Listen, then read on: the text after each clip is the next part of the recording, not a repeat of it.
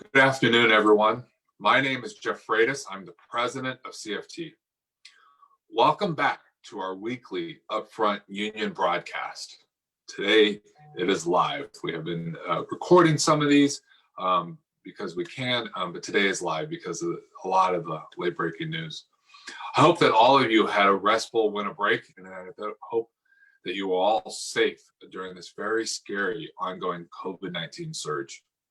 While there has been a break between these upfront broadcasts, there was less of a break from the events in the state and the country. So much has been going on just this week alone that this report will focus just on recent events. From the Georgia election to the terrible events in Washington, D.C., to debates about schools reopening, the vaccine, and just today, the governor's state budget announcement. Let's start with Georgia. Let's start with the good news.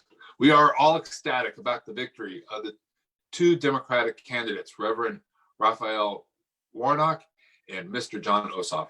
A huge round of applause is due to the incredible organizers on the ground in Georgia, and especially the amazing Stacey Abrams, who have taught us all about how not only to organize to win elections, but to build power for our communities, especially for communities of color. I want to give thanks to all of the CFT members who volunteered on these campaigns. Collectively, we sent thousands of postcards and made thousands of phone calls to other union members, along with AFT members throughout the country and our allies in the California labor movement. Without this work, we cannot continue to protect this democracy and win these elections. So thank you for all that you do. But the good news from Georgia election was quickly and immediately followed with bad events as we watched with great concern what transpired in Washington, D.C. the same day as the announcements of those elections. A small but dangerous group incited by Donald Trump attempted an insurrection by violently entering the U.S. Capitol building to disrupt the Congress, which was engaged in their constitutional duty to certify the Electoral College results. We condemn the violent attacks in our nation's capital this week. The AFT has already called for the removal of Donald Trump from office, either through impeachment or by use of the 25th Amendment. And groups around the country are mounting campaigns to demand the Republican members of Congress who baselessly and dangerously challenged the electoral votes in Arizona and Pennsylvania to resign or be removed. Unfortunately, the violent actions this week are just the latest in a string of attempts by Donald Trump to subvert our democracy. Actions we thought could happen, but shocked still the same that they actually did.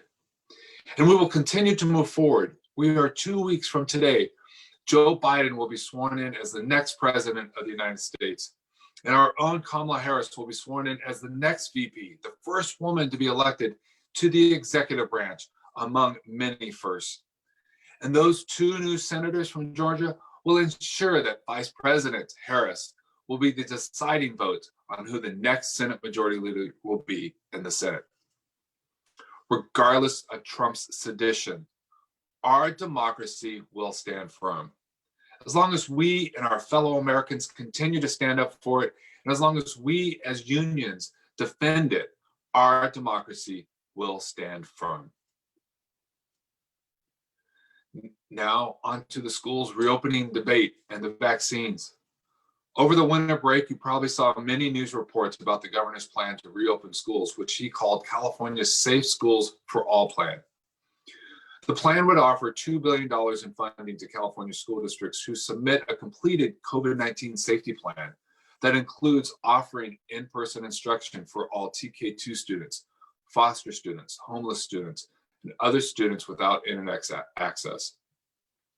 While CFT is in supportive of additional funding to assist districts to reopen schools for in-person instruction, we do have some fundamental concerns about the plan that we have expressed to the governor's office. First, the funding comes out of Prop 98. We believe any funds that any funds should be in addition to our Prop 98 funds. Second, there are serious equity concerns about the plan. We all know that the COVID-19 pandemic has hit low-income communities and communities of color the hardest. It is very likely that infection rates in districts in these communities will far exceed the threshold set by the governor, while school districts in wealthier communities will be able to be in person sooner. Third, we fundamentally believe that any in-person plan must include the vaccination of all teachers and school workers. While the state released some proposed guidance that teachers and school workers will be next in line to receive the vaccine, the issues of vaccines is largely absent from any of the governor's current plans. And finally, let's be clear.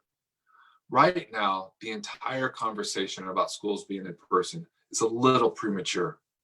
With the continued surge in cases, the rapid spread of the new, more communicable strain of the virus, and our overstrained hospitals, it may be weeks, if not months, until it is safe to be in person. Just this week, Governor Newsom called it a surge on top of a surge. We are in the middle of a horrifying crisis that most experts believe is only going to get worse before it gets better. Everyone wants to get back to school for in-person instruction, but we must do it only when it is safe to do so. And then today, the governor announced his budget proposal. It's known as the January budget proposal. That's the official title. In his proposal, the top line budget numbers are hopefully for public education. A record $85.8 billion for K-14 schools, along with additional funding for teacher recruitment and training and special education and other programs. Additionally, the governor estimates that there will be an additional $6.7 billion from the federal government for K-12 as part of the most recent stimulus package. What we can say at this time is that the proposal is a step towards the type of education investment that the fifth largest economy in the world should provide. We'll provide more information about the budget in the coming days as we do our analysis, and we'll share that with you. And we'll continue to advocate for the resources our schools deserve, not just to address the damage done by the COVID-19 pandemic, but a budget that raises the revenue necessary to create a school system that meets the needs of all students, but especially one that has a stronger focus on equity. And finally, a little joyous, Betsy DeVos resigned yesterday as the U.S. Secretary of Education. AFT President Randi Weingarten put out a statement following the announcement by DeVos that I think pretty much sums up how most of us feel about her departure. Randi wrote, and I quote, "Good riddance." I absolutely agree, but I have some mixed feelings about DeVos's resignation. Clearly, she should never have been in the position in the first place, and she has done incredible damage to our schools, our students that will take years to recover from, and the civil rights that we have fought for in our schools. By leaving now, when the Trump ship is literally sinking, is not an act of bravery, but one of political convenience and cowardice. She could have stood up with a cabinet and with Mike Pence and initiated the 25th Amendment. We are hearing news reports that articles of impeachment will be introduced on Monday. Whether through impeachment, the 25th Amendment, or resignation, I approve of the removal of the president. And it is unfortunate that Betsy DeVos didn't do her job to stand up to him and do the same thing. I know this has been a difficult week during one of the most challenging times of our lives, but there is still much to look forward to in 2021, and the hope is still there. In less than 2 weeks, Joe Biden and Kamala Harris will be sworn in. Vaccines are in our state and being distributed, and more coming each day. And there is light at the end of the tunnel for the pandemic. We are in the darkest days of the pandemic with the highest numbers in the state of California, and we need to close that down.